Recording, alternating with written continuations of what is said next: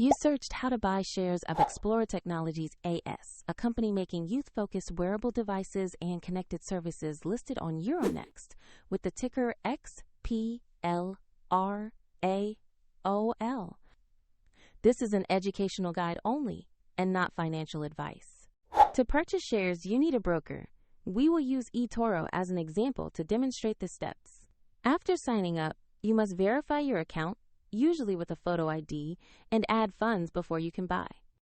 Use the platform search bar to enter the ticker XPLRA.OL and locate the Xplora Technologies AS listing. Confirm the exchange is Euronext to make sure you have the correct stock.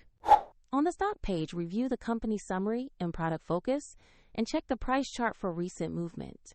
Confirm the name and ticker on the page to ensure this is the correct Xplora Technologies AS listing.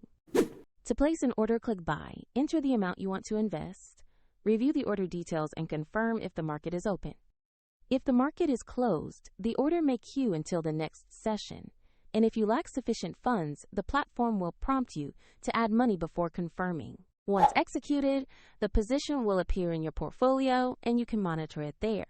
Find the eToro link in the description if you want to explore the platform further.